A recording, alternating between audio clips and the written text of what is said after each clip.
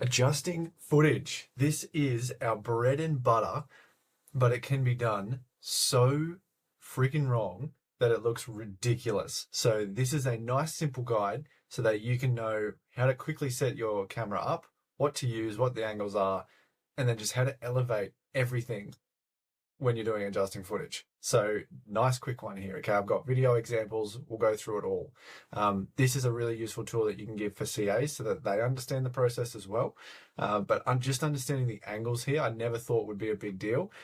It is. Okay, and I have one rule, and that is no butts. Do not want to see butts, but we'll get to that. So, long story short, this is our bread and butter. Okay, it is. We should be showcasing what we do. It has been done wrong in the past.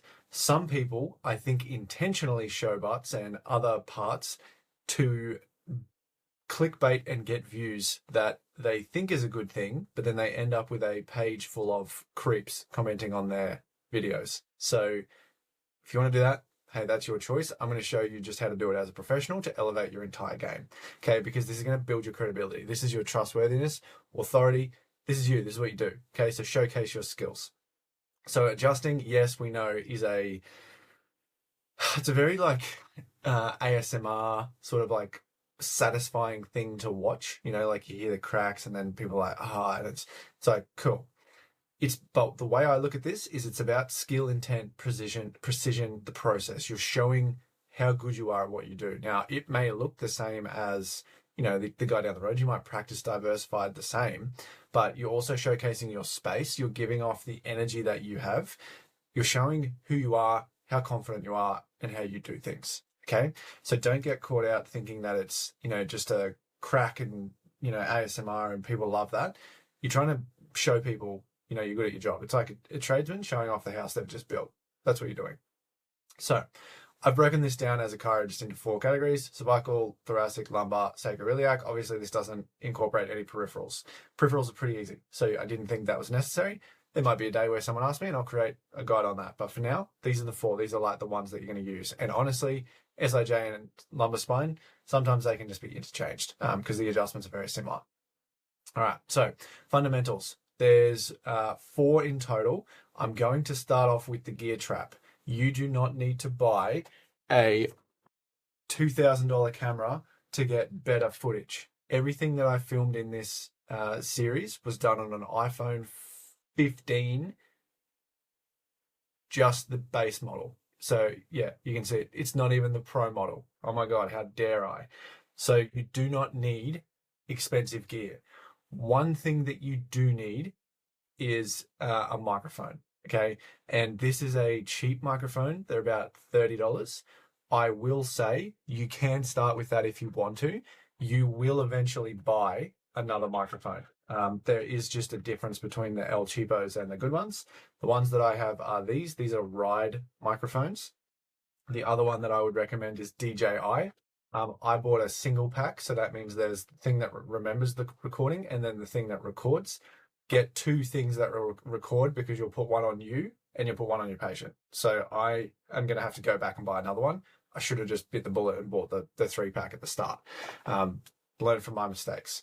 So that is the only piece of gear I would say. Everything else you can make work. You'll need a stand. They're like $30. You can upgrade as you go, but do not go out and think you need new gear because it's your skill that's lacking. So you can have the best gear, but no skill and it's still going to look shit. You're better off getting your skill up then upgrading the gear so that it gets better again. Okay. But there's really 3 fundamentals. Camera position. This one thing you remember, if the chiropractor's here, the camera's on the other side. You're showcasing the chiro, not the patient. So it's almost like it mirrors itself like that. There's one exception, which is the lumbar roll, but we'll get to that. Otherwise, mirror the chiro. The quality settings on most phones now have a cinematic mode. Use it. What it does is put a slight blur in the background, kind of like my camera right now. It makes everything much cleaner. Okay, anything beyond an iPhone 10 has cinematic mode. I don't know what Samsung has, but they have it now. Okay, clean your lens.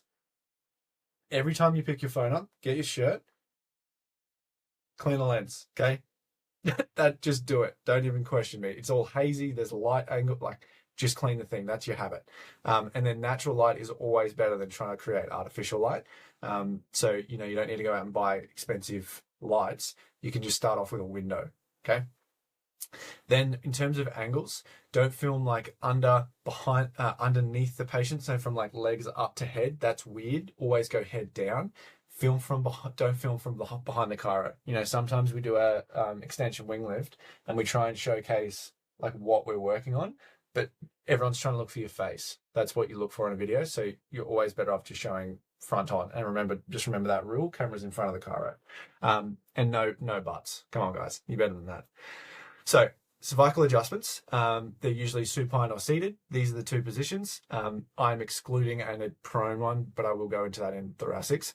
This is pretty much the angle. So 45-degree coming down. You're doing your best not to go too far over the top here, because if you do, you'll end up with these ones, like chinning up the patient. Doesn't look great. So just coming in on a slight angle, high and down. Chiros, obviously we're facing the chiro. You can do both of these adjustments on the same side. Ideally, this one would be Brandon would move to that side and adjust to the right. Then you would switch the camera to this side and then you go that way and he would adjust to the left. That way you're following the chiro. Cool. Mic placements are usually going to be on the opposite side of the camera, so you can't see it. So you could just lay it there. I'm pretty sure it's just on my shirt just there. But what it looks like is just a lot cleaner. Then a seated example is this one, and it's literally just opposite sides. You can see the mic's right there in the middle. You can put on the collar of the shirt there if you wanted to. You just got to watch the movement will make a sound. So sometimes you do need it away from where the movement's going to be, because you've got Floyd Mayweather here has a hoodie on, which would then get ruffled. So that's probably why it's a bit lower. But again, just opposite sides, so nice and simple. Moving into thoracics, you need to think long and low, particularly for prones. So you're getting down and you're looking down the patient. And it's just like when you're doing an adjustment, you're sort of getting down and following the line of drive. Camera's following the same sort of a thing, just on the opposite side. So opposite side, straight through that way. If I was on this side, I'd be doing the same this way. Same thing with the supine. So you can see how it's just slightly higher, but it's still sort of long and low. What the thing here is you're following the chiro though. That's the point of these. Then for an extension wing. So we've now, instead of the camera being at the back here, filming this way to show where the tail and stuff's going, we're showing faces. Okay, so you can see it just off to the side, 45 degrees, so you can see Brandon's face. You could do it like this, but you might just not be able to see the chiro's face. So always just remember, the chiro is the subject that you're filming. Then same thing with standings, literally exact same. Then moving to lumbars and SIJs. So these follow the exact same rules as long and low. So top all the way down.